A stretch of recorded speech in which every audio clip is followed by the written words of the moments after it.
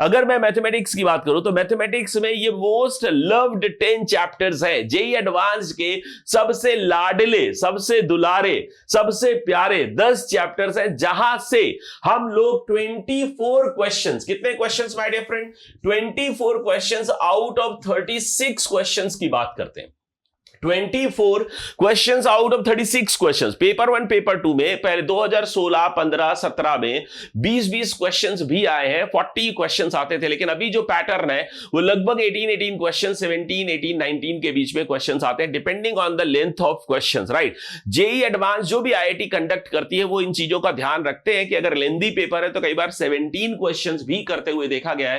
तो अगर थोड़ा सा लेंदी क्वेश्चंस नहीं होते हैं, बढ़िया क्वेश्चंस होते हैं, है ना, अच्छे short length but tricky questions हैं, कॉन्सेप्चुअल क्वेश्चंस हैं, तो उस केस में उन्होंने 19 क्वेश्चंस भी पूछे हैं, राइट। सो ठीक है, जे एडवांस का पैटर्न कभी भी सेट नहीं होता है, वो किसी भी टाइप के क्वेश्चंस को बढ़ा कम कर सकते हैं। सिंगल चॉइस क्वेश्चंस का लगभग विलुप्त होते जा रहे हैं, सिंगल चॉइस क्वेश्चंस डिसअपियर हो रहे हैं, बहुत कम क्वेश्चन सिंगल चॉइस पूछते हैं, उस पर भी मैं आऊंगा। तो देखिए परम्यूटेशन कॉम्बिनेशंस, ठीक है, के 3 क्वेश्चंस आते हैं, LCD limits and continuity differentiability के 2 क्वेश्चंस है, फंक्शंस एंड रिलेशन से 1 क्वेश्चन मिनिमम, ये मिनिमम साइड पे मैंने रखा हुआ है, यहाँ पे 4 क्वेश्चंस भी हो सकते हैं, यहाँ पे 3 क्वेश्चन हो सकते हैं, यहाँ पर 2 क्वेश्चंस हो सकते हैं, सीक्वेंस एंड सीरीज से 4 क्वेश्चंस भी जेई ने पूछे हैं, सर्कल एंड कोनिक से 5-6 क्वेश्चंस भी पूछे हैं, लेकिन 4 क्वेश्चंस मैंने लिए। मैट्रिसेस से भी कई बार पैराग्राफ बनाते हुए देखा गया है, तो 4 क्वेश्चंस भी कई बार पूछे हैं। डेफिनेट इंटीग्रेशन से 3-3 4-4 क्वेश्चंस आए हुए, 6-6 क्वेश्चंस आए हुए डेफिनेट इंटीग्रेशन से, लेकिन मैंने यहाँ पर मिनिमम साइड पे 2 क्वेश्चंस रखे हुए हैं। तो वेक्टर्स एंड 3D से 4 क्वेश्चंस,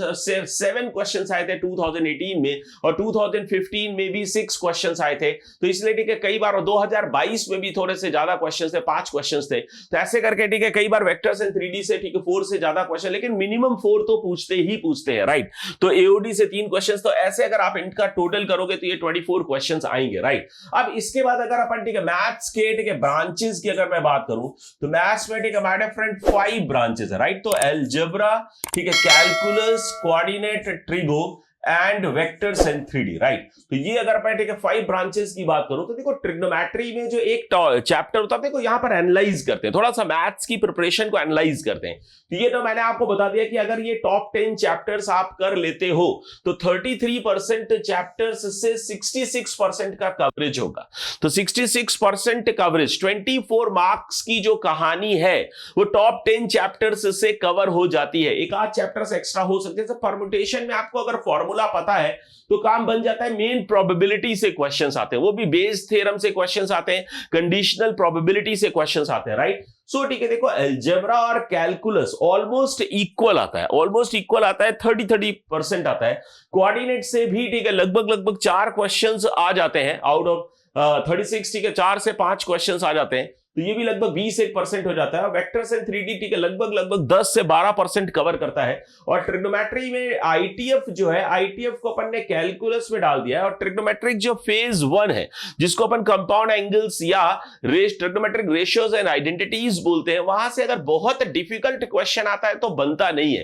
तो इसलिए compound angle, trigonometric ratios, identities में बहुत ज्यादा मेहनत करने की जरूरत नहीं है, लेकिन फॉर्मूले सारे अपने को याद होने चाहिए, क्योंकि उसके बगैर आप अलजेब्रा, कोऑर्डिनेट और कैलकुलस करने की नहीं सोच सकते, राइट। क्योंकि आपको पता है कॉम्प्लेक्स नंबर्स हो या कोऑर्डिनेट ज्योमेट्री का पोलर फॉर्म हो या इलिप्स में ठीक है आपका पैरामीट्रिक फॉर्म हो, सर्कल का पैरामीट्रिक फॉर्म हो, हाइपरबोला का पैरामीट्रिक फॉर्म हो, या फंक्शंस में डोमेन और रेंज के प्रॉब्लम्स हो, पीरियोडिक फंक्शंस हो, या कंटिन्यूटी डिफरेंशिएबिलिटी की अपन बात करें तो ट्रिग्नोमेट्रिक फंक्शंस पर बेस्ड जो क्वेश्चंस होता है, या डेफिनेट इंटीग्रेशन में जो लिबनीड्स थ्योरम है वो पूछा जाता है। लिबनीड्स थ्योरम किंग, क्वीन और जैक प्रॉपर्टीज और एक ऑड इवन वाली प्रॉपर्टीज है। अगर अपन इतना सा पार्ट भी कर लेते हैं तो डेफिनेट इंटीग्रेशन का क्वेश्चन बनता हुआ दिखता है। एक लिमिट ऑफ द सम का पार्ट है जो जेई मेंस में नहीं पूछा जाता है, तो जे एडवांस में पूछे जाने की बहुत बहुत बहुत प्रोबेबिलिटी है, राइट। सो ठीक है, लिमिट ऑफ द सम करना मत भूलिए। तो यहां पर मैं ये कहना चाह रहा हूं माय डियर फ्रेंड कि ट्रिग्नोमेट्री आप छोड़ सकते हो, लेकिन बेसिक फॉर्मूले वगैरह आपको आने चाहिए। वेक्टर्स एंड 3D को अच्छे से करिए, और ये विजुलाइज करने वाला टॉपिक है। यहां पर 3D आप समझते हो ना यार, याद रहता है, फिजिक्स जैसा टॉपिक है। वेक्टर्स एंड 3D जो है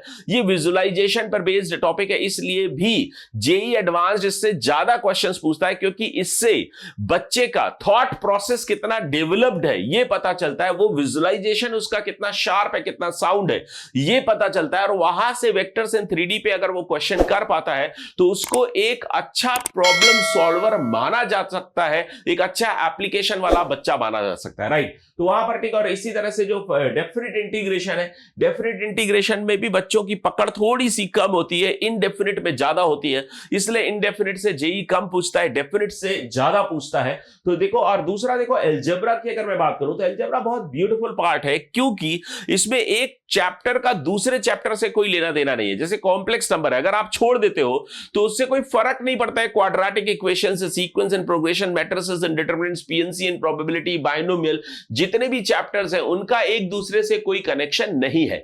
जबकि अगर मैं कैलकुलस की बात करूं तो कैलकुलस में अगर आप एलसीडी करते हो तो आपको फंक्शन रिलेशन, ठीक है, ये रिलेशन एंड फंक्शन करना पड़ता है। फंक्शन और थोड़ा सा आईटीएफ का जो डोमेन और रेंज का नॉलेज है जो कि फंक्शन में ही आ जाता है, इनवर्स ट्रिग्नोमेट्रिक फंक्शंस, और जब इनवर्स फंक्शन पढ़ते हो तो वहां पर आईटीएफ का हल्का फुल्का आइडिया आ जाता है, राइट। तो एलसीडी बिना फंक्शन के नहीं कर सकते। तो ये जो मैंने टॉप 10 चैप्टर्स आपके लिए बनाए हैं वो भी ये सोच करके बनाए हैं कि ऐसे बीच बीच में से चैप्टर्स नहीं उठाए।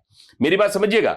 जैसे मान लीजिए कि अगर मैं भाई कोनिक्स अगर मैंने रखा है तो सर्किल भी रखा है, क्योंकि सर्किल के बगैर कोनिक्स नहीं बन सकता, क्योंकि वो क्वेश्चन पूछेंगे circle and parabola, circle and ellipse, circle and hyperbola, circle and circle, circle and line. तो सर्किल को हर जगह इन्वॉल्व करना चाहते हैं, और circle and hyperbola, circle and hyperbola, circle and parabola, circle and ellipse, ये तीनों ही बहुत हॉट केक्स हैं। जेई ने यहां पर खूब सारे क्वेश्चंस पूछे हैं, जो चाहे वो कॉमन टेंजेंट्स पर बेस्ड जो क्वेश्चन, या कॉर्ड और मिड पॉइंट के लोकस निकालने के क्वेश्चंस हो, कहीं पर भी वो सर्कल या एरिया वाले क्वेश्चंस हो, एरिया ऑफ क्वाड्रिलेटरल पूछा हो, एरिया ऑफ ट्रायंगल को मैक्सिमाइज किया हो, या लेंथ ऑफ द परपेंडिकुलर को मिनिमम मैक्सिमम किया हो, मतलब कुछ भी कहीं पर भी कोई भी क्वेश्चन फ्रेम किया है तो वो सर्कल इन्वॉल्व करना चाहते हैं और सर्कल को इन्वॉल्व करते हैं। सर्कल ब्यूटीफुल कर्व है माय डियर फ्रेंड्स, ठीक है, तो सर्कल कहीं पर भी इन्वॉल्व हो भी जाता है, राइट। तो यहां पर देखो जी ये सर्कल, ठीक है, इसलिए मैंने सर्कल एंड कोनिक्स रखा है।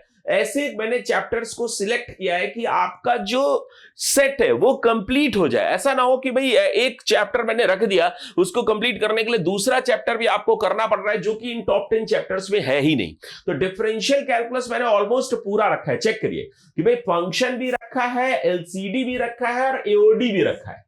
तो इसका ना डिफरेंशियल कैलकुलस मैंने पूरा रखा है। डिफरेंशियल कैलकुलस से मैं देख रहा हूं 2, 1, 3 और 3 6 क्वेश्चंस मैं देख रहा हूं, राइट। तो 6 क्वेश्चंस। फिर इंटीग्रल कैलकुलस में डेफिनेट मैंने सिर्फ रखा है, इनडेफिनेट एरिया और डिफरेंशियल इक्वेशंस नहीं रखा, राइट। सो ठीक है, यहां पर आप डेफिनेट इंटीग्रेशन से, क्योंकि बहुत सारे क्वेश्चंस आते हैं, और डिफरेंशियल इक्वेशंस और एरिया से ऐसा देखा गया कि 2-2, 3-3 साल में क्वेश्चंस आते हैं, तो उसमें मैं आपको खामखा में परेशान नहीं करना चाहता हूं, राइट। सो ठीक है, पीएनसी एंड प्रोबेबिलिटी एक अलग चैप्टर है, वेक्टर्स एंड 3D एक अलग चैप्टर है, डिटरमिनेंट एंड मैट्रिसेस एक अलग चैप्टर है। तो ये सारे तीन जो चैप्टर्स हैं, जो 3-3, 4-4 क्वेश्चंस का वेटेज रखते हैं, इनको आपको बहुत अच्छे से करना चाहिए। सो ठीक है माय डियर फ्रेंड्स, मैं जहां तक समझ पा रहा हूं कि मैं अपनी बात कहने में समर्थ रहा हूं, मैं अपनी बात कह पाया हूं और आप मेरी बात को समझ पाए हैं कि इन टॉप 10 चैप्टर्स को भूलना नहीं है। और ये टॉप 10 चैप्टर्स मैंने ऐसे सिलेक्ट किए हैं जो कि एक दूसरे को कहना चाहिए कंप्लीट करते हैं, राइट। सो ठीक है, आप इनको करके बड़े मजे ले सकते हो।